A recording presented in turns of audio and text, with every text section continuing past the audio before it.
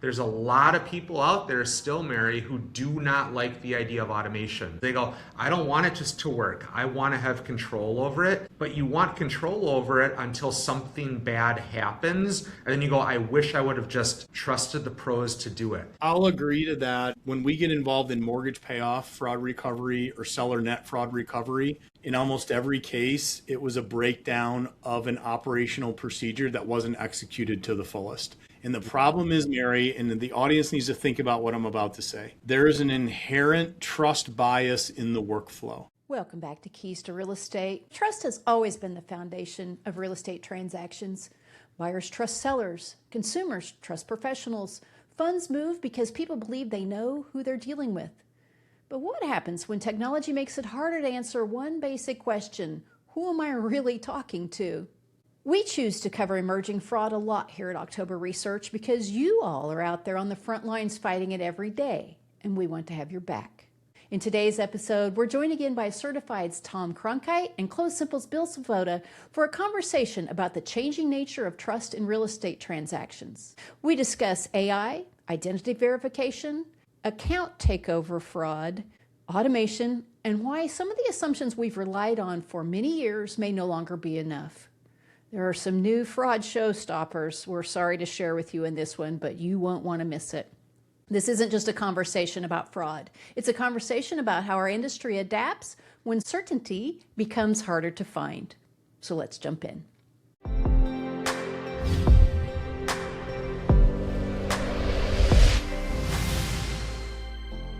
The presenting sponsor for this season of Keys to Real Estate is First American Trust. First American Trust redefines banking for title and escrow companies.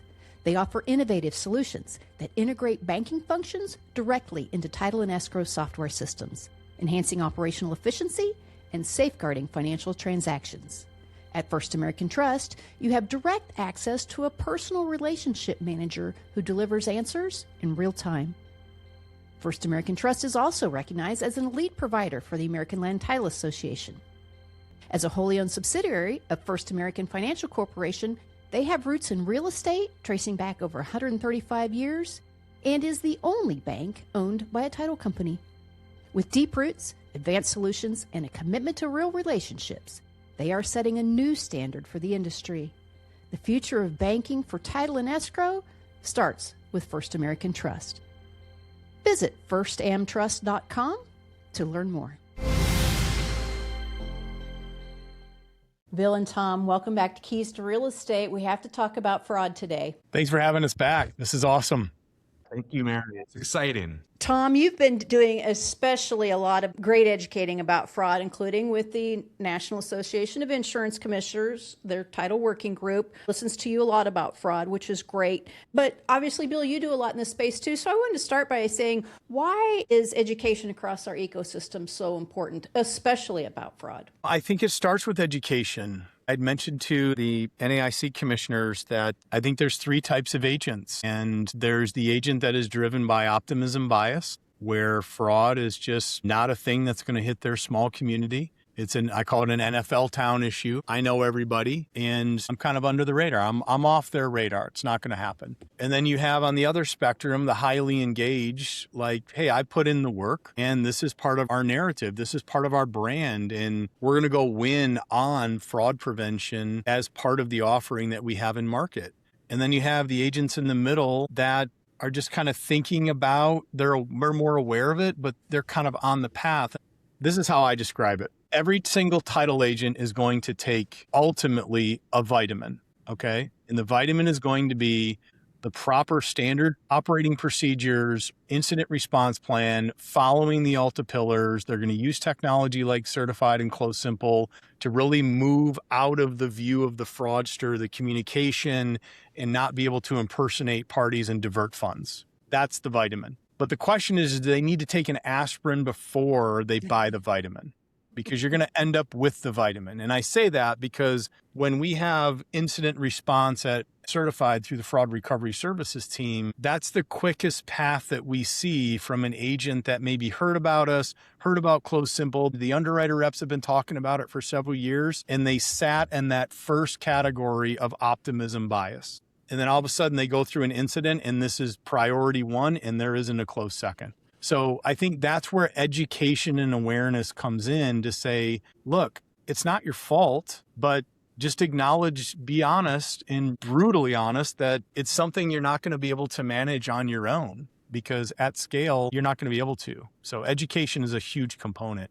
With the regulators, it's just we've had to absorb a risk profile over the last 10 years that didn't exist. And it's not priced into the premium, and I can't price it into the closing fee. Yeah, it's critical. When I think about this, Mary, what the certified team has done with fraud prevention, so unique. They've tackled it in such a simple fashion. I view the way that they have tackled fraud prevention. You know exactly what certified stands for. They have the fraud recovery service afterwards. They've done such a great job. With CloseSimple, what we've done is we've kind of worked our way into the fraud prevention a little different in terms of the customer experience, where we're trying to train the customer that you're going to get an email and a text from the title company. Here's the email, the text, here's the one portal to trust.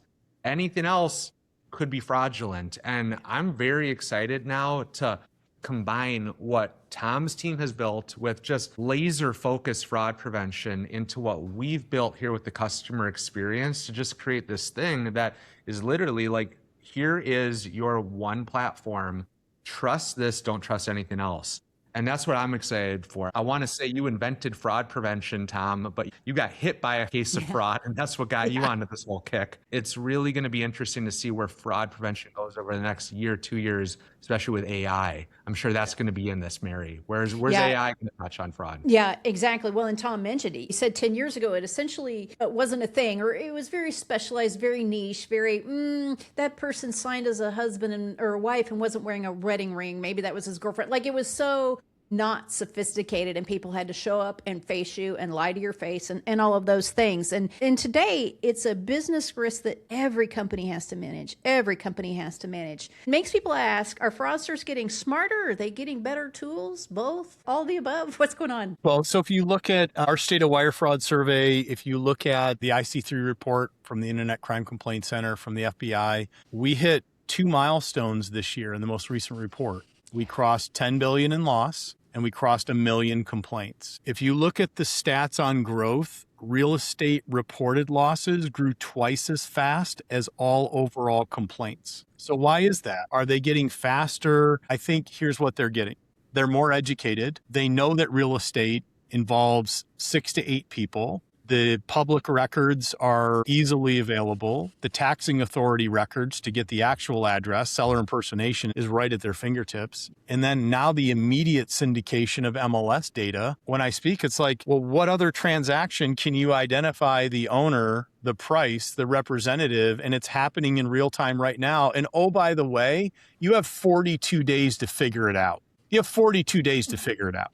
There's nothing like it. And on top of that, there's absolutely no muscle memory in the transaction for the buyer or the seller, because it's either their first time or it's been a minute being like 8 to 10 years. And there's this over-reliance on the representatives, the professionals that are in the deals. So I think all of that combined now with the funding and it's industrialized cybercrime, Mary, we're talking about transnationally organized groups that are harvesting generational wealth into these cyber camps and these military operated nation states where this is their economy. And it's not slowing down. The social engineering took a massive leap forward. It was like putting electricity into the house for the first time.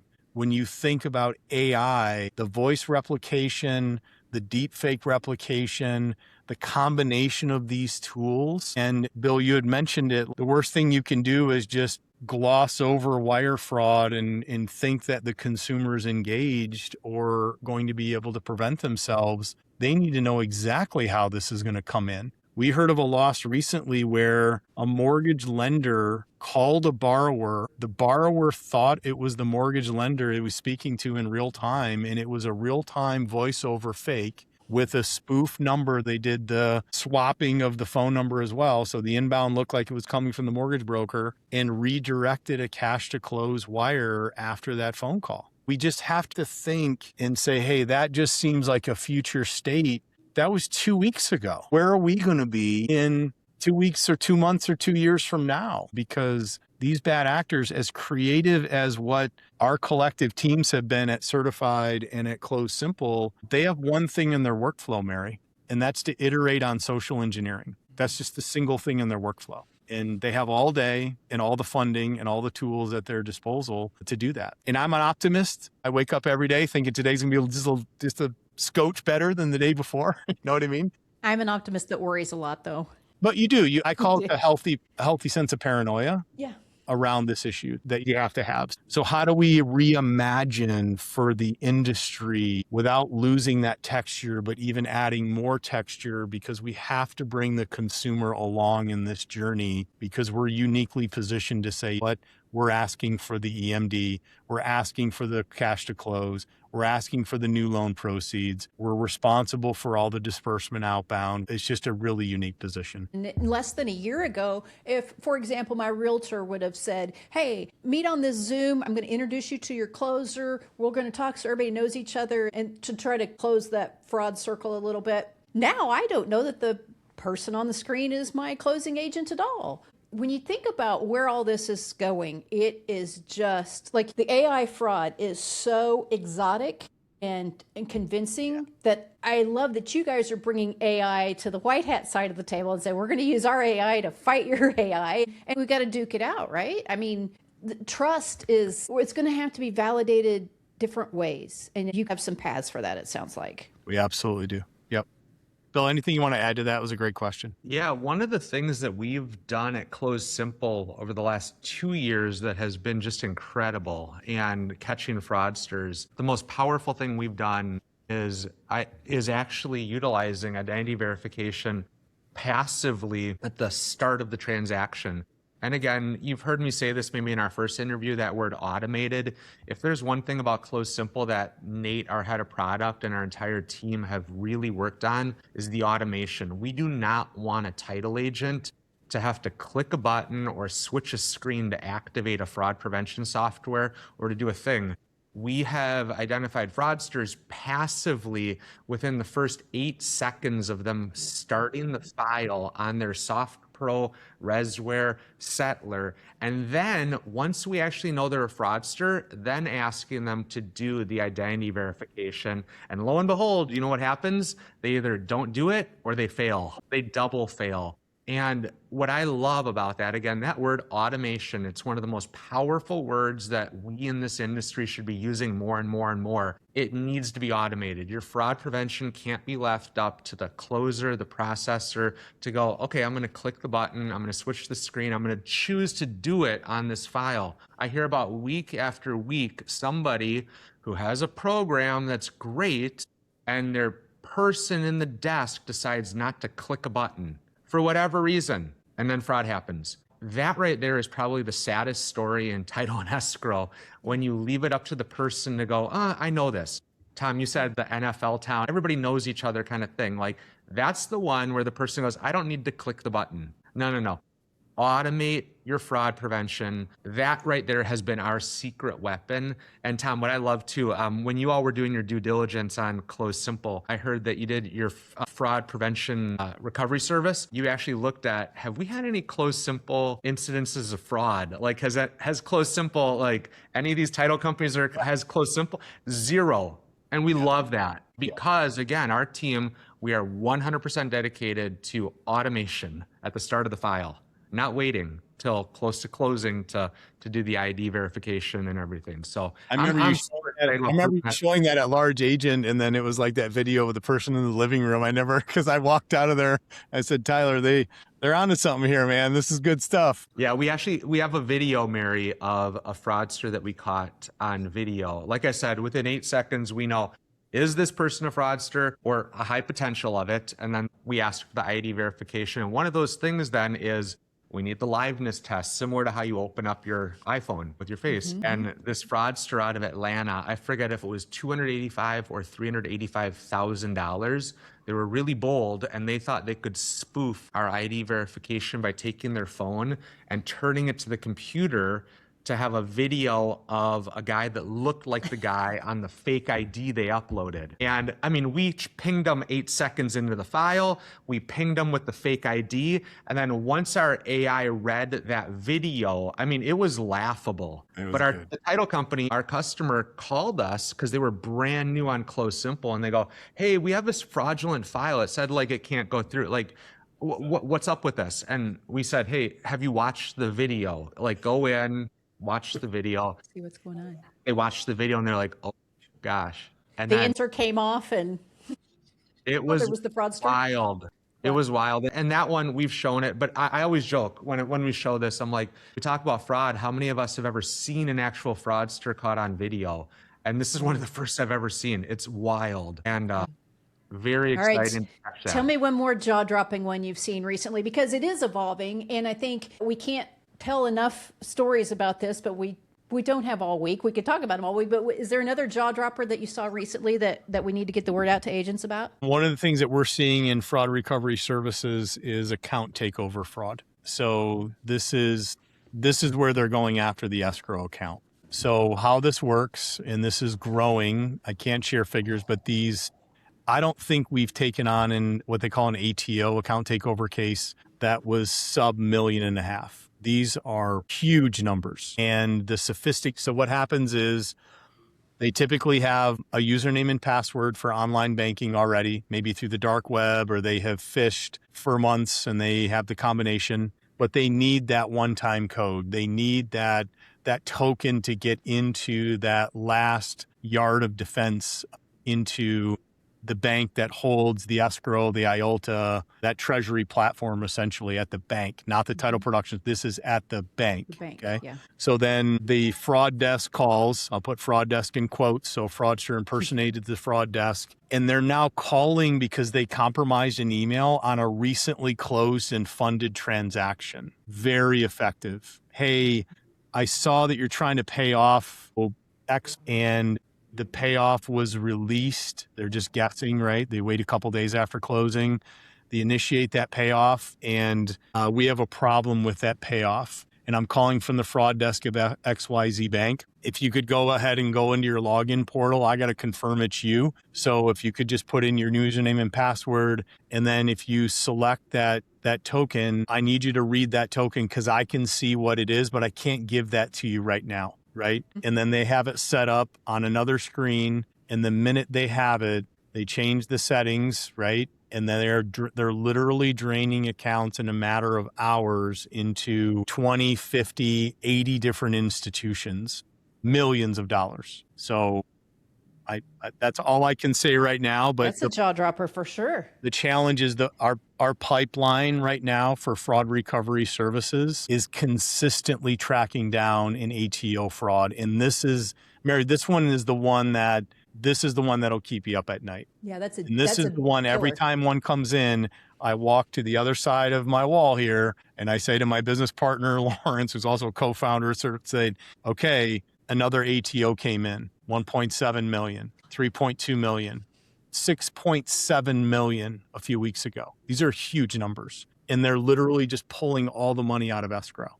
That's the jaw dropper. That's the, hold on a second, what did you just say? And even law enforcement, as we have worked these with our relationship with U.S. Secret Services, JIOC out of DC, they're even admitting like we haven't seen this level of sophistication, like everything is precisely planned. You can't move that much money across that many institutions without using technology itself to move the money. So that's and Bill, you might have another one, but that is the jaw, like slam on the brakes and let's have an honest conversation about your internal procedures. And there's another thing that you can do at the bank, just as we're on this, is call your bank. If you're listening to this, sit down with your banker and set velocity and usage limits, because at some point, if your average daily movement is 250, 800,000, some number, and it goes above that, at least you can put a firewall or a pressure valve in there that goes off and says, okay, no more.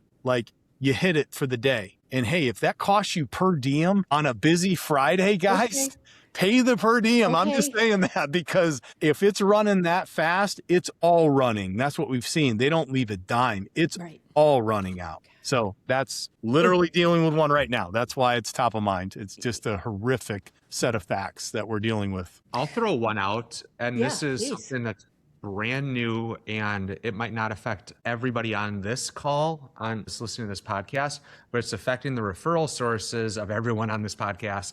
One of the hottest things right now for real estate agents is scammers are actually sending them a Zoom link.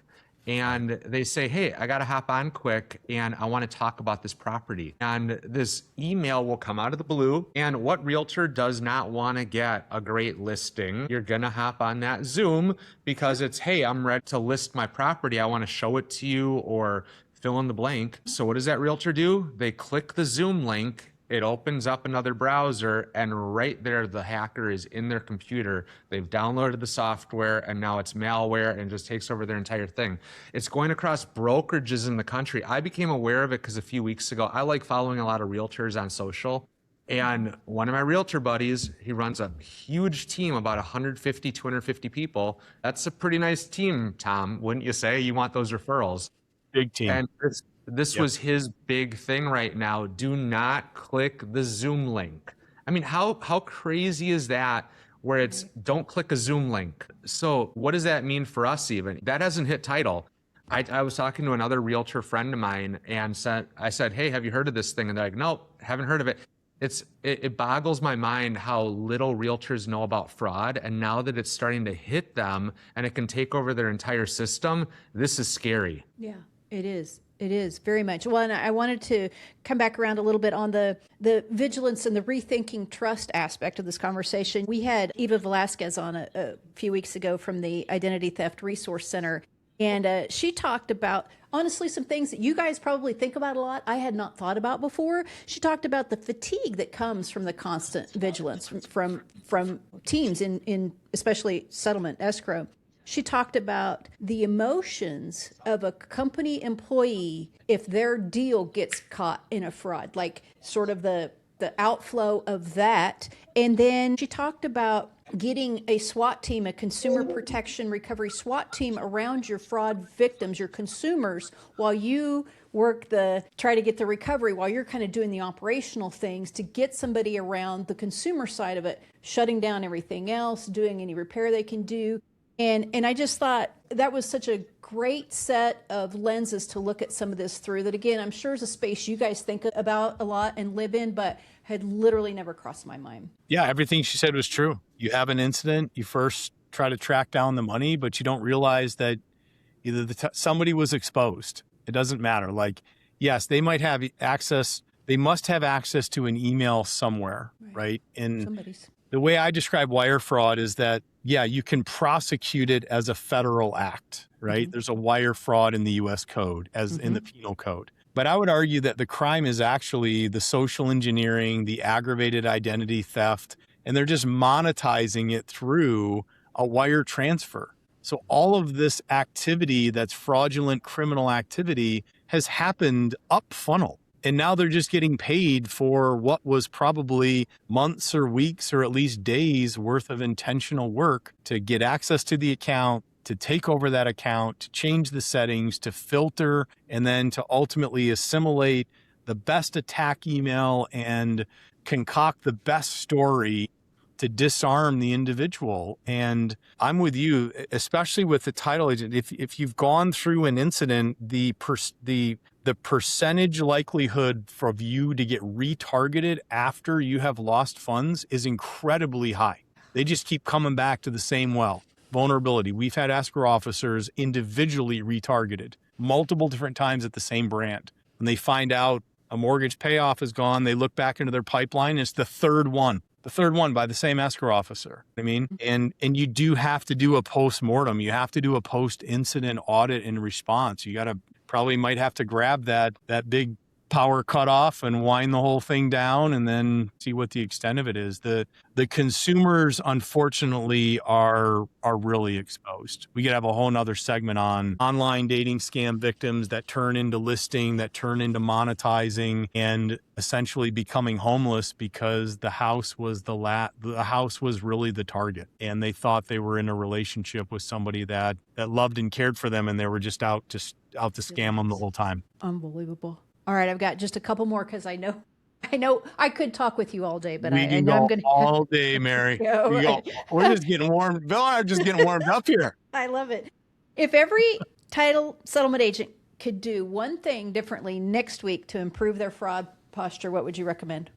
You would turn on multi-factor authentication into every platform that you use personally or professionally.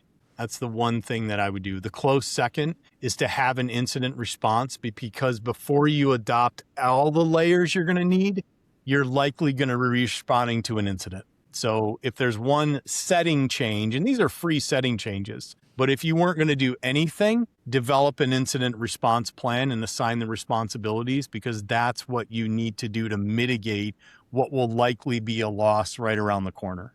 There's just so much of it right now. And I hate to say that. No. Right. But that's the one tactical thing I do programmatically, harden those accounts and the communications, at least by turning multi-factor on. You can geofence any type of authentication app. So Microsoft Authenticator, guys, you can put a setting in there that says if the device is coming from overseas, they don't get the code. That's just really simple. Right. And it's free. Yep. I mean, because most of these bad actors, we get signals. We have some very intelligent signals. And what we see is the initial activity starts from overseas. And then once they see the money's going to move, they activate the domestic money muling network. And it's just that motion back and forth. So, Bill, what do you got? Those are the two I'd have. Those are good. Number one, get a demo of Certified or CloseSimple right now, and eventually you're going to get one demo, and we're going to cover it all. But get a demo of Certified, get a demo of CloseSimple, see which one fits you a little better for the size of your agency,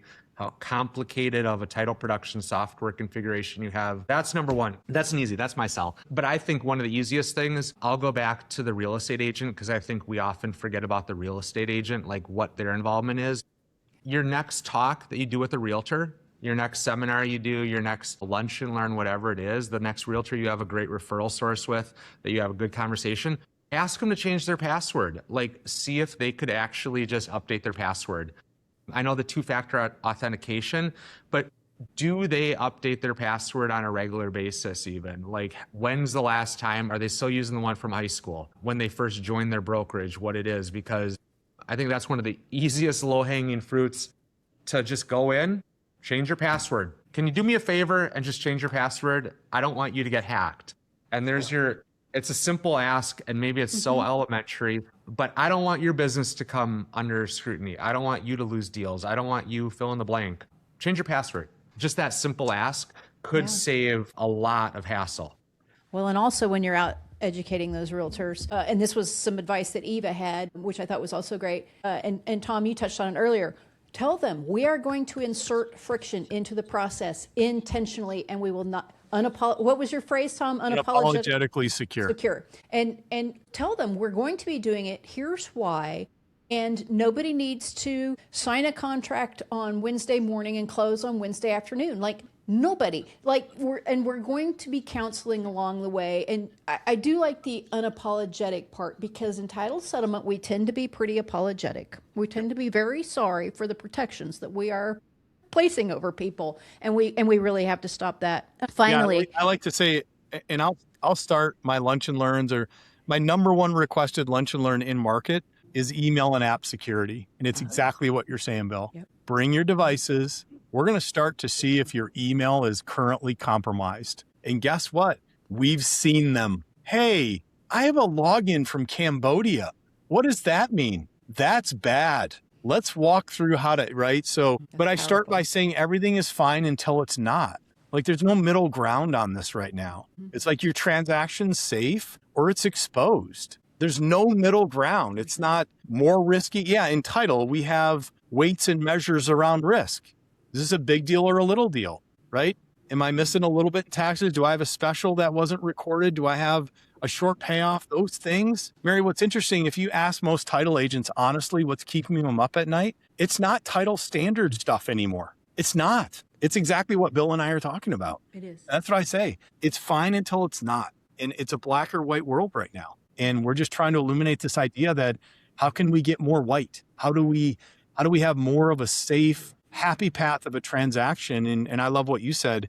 We're not going to apologize that it's going to feel different. Look at what you introduced to market, Bill, that paved the way for us to introduce this idea that a title company could go direct to consumer and have the consumer engage with a title provider. We come along and say, for the first time, you're going to have to validate your identity. You're going to have to answer some questions. Well, what am I doing? I only do that with banks. I only do that when I'm trying to buy a car, right? Why am I doing that here? I mean, anytime there's a whole lot of money involved. Anytime there's a whole lot of money involved. And then we add insurance to it. What do you mean? We were the first company to introduce with our partners in London this idea that you could even insure the transfer of money. It literally hadn't been done before. You could insure a plane ticket. I could insure a drill at Home Depot, but I can't insure the pathway of my life savings. So there's a lot of it there. But yeah, I agree with you. Friction isn't bad because guess what? That's what I say. When it's not fine, that small 60 seconds of friction that we could have introduced to snuff this thing out at the beginning is going to pale to comparison for the multiple year wake that we're going to do cleaning up this mess, brand reputation, and litigation that follows. So. Yeah. Well, I did want to ask you both to just kind of land our planes, but your companies, you interact with the aftermath of incidents as well as plenty of preventative efforts. And so when you look across different agencies and organizations, what's the difference between the ones that recover well and versus the ones that struggle? What's the difference? Time. It's just time.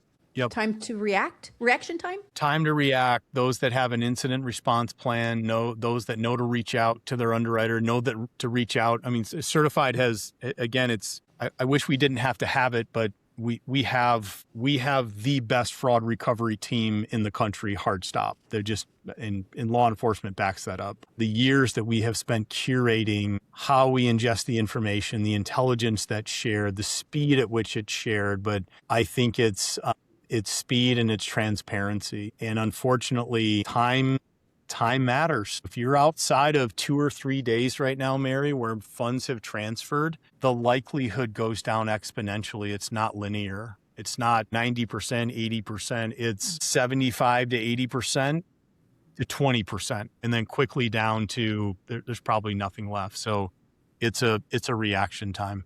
Yep. That's a pretty good ratio, though, in the first 24 hours.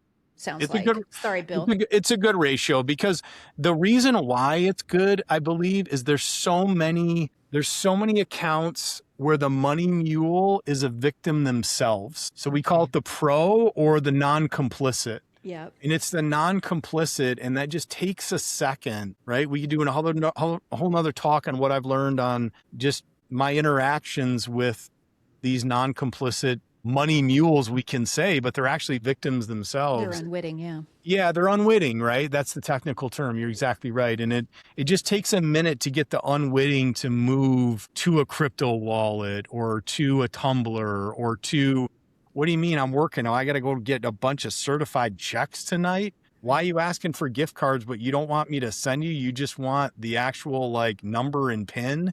So that's what we've seen. I see. I'm sorry, Bill. I just needed to tease that out a little bit further. Go ahead. No, I mean, Tom, I'm small in my knowledge of fraud compared to Tom. Like, you could sit and listen to his stories and what he's seen. Like, it's beyond what I know. I love listening to him. I was going to take it in a little different direction on the front end. The characteristic of the person, the decision maker, I think that's not falling victim to fraud is the person who's hungry, looking for solutions and trying to actively actually learn. We love working with title professionals, the owners, the decision makers that are actively trying to build their business around systems and automation.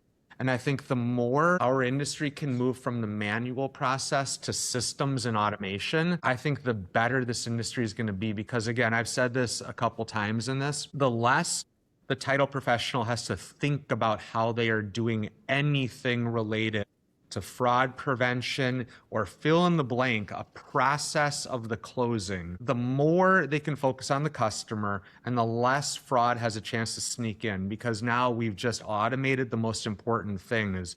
That's where I look at it. And fortunately, our customers, we've loved to work with people who think systems and embrace automation.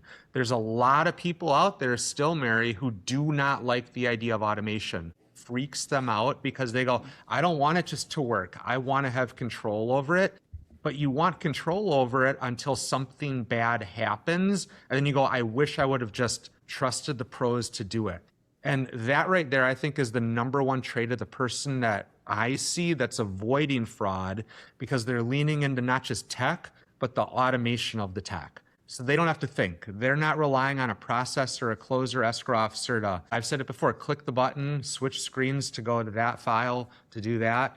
I don't want to think about somebody on my team having a migraine one day and not remembering to do something, or their kids are stressed. I don't want to think about their mind somewhere else. It's just, we need to get to the stance of our industry is protected, not trying to protect itself. And I think, Tom, what we're building here together, doing this, it's going to be protected, not trying to protect in the future. And I think that's going to be a big shift, proactive, to benefit not just title agents, but the consumer and the realtors. And someday, maybe fraud isn't going to be the hot button topic. Maybe we're going to be talking about something more fun. I'll agree to that and echo that, because when we get involved in mortgage payoff, fraud recovery, or seller net fraud recovery, in almost every case, it was a breakdown of an operational procedure that wasn't executed to the fullest. And the problem is, Mary, and the audience needs to think about what I'm about to say. There is an inherent trust bias in the workflow. So if I have a title clearance team that gets the borrower auth in the initial mortgage payoff, and I don't know about the other industry, but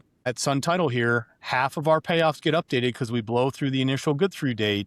And then all of a sudden a new one shows up. So I've got a record that, hey, John looked at this earlier and now I got an updated, but they're not seeing that that was also validated. They're not questioning, like, it has to be a zero trust environment internally as much as it is externally. And that trust bias, unfortunately, overrides standard operating procedure, because they're like, well, I saw that John verified it, but he didn't verify the new one. And then sometimes the way they come in, it's like, it's logging all the emails. So I have 5 different of the same record of the payoff that's up. So it's just think about it clinically. If there's anything you can do other than payoff protect, which we've got this thing sewed up on the payoff side, but it's just, there's a lot of bias and there's a lot of ways that the fraudsters can sneak in because they know that there's multiple cooks in this kitchen. And you're right, Bill, automate it. Like, pencils down, automate this thing every single time. It is exciting because, again, 2 of the more difficult challenges title and settlement has had is consumer engagement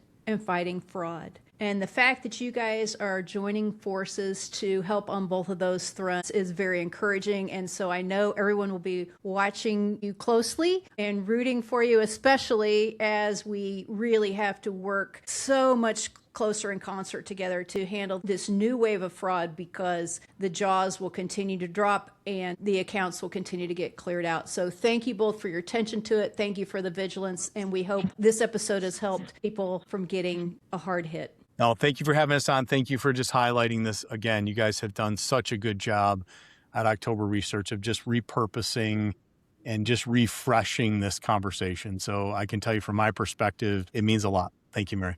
Yeah, thank you, Mary. Well, thanks again to Tom and Bill for joining us. You know, one theme kept surfacing throughout this conversation, that trust can no longer be assumed. It has to be verified. Whether we're talking about identity, communications, accounts security, the movement of funds, the organizations that succeed will be the ones that build protection into the process rather than relying on people to catch every threat manually. The good news is that innovation is happening just as quickly on the defensive side. New tools, new approaches, new partnerships are helping title and settlement professionals stay ahead of increasingly sophisticated attacks. As Tom said during our conversation, everything's fine until it's not. The challenge for all of us is making sure that we're prepared long before that moment arrives. Thanks for joining us at Keys to Real Estate by October Research, where knowledge, especially about fighting fraud, is the competitive advantage.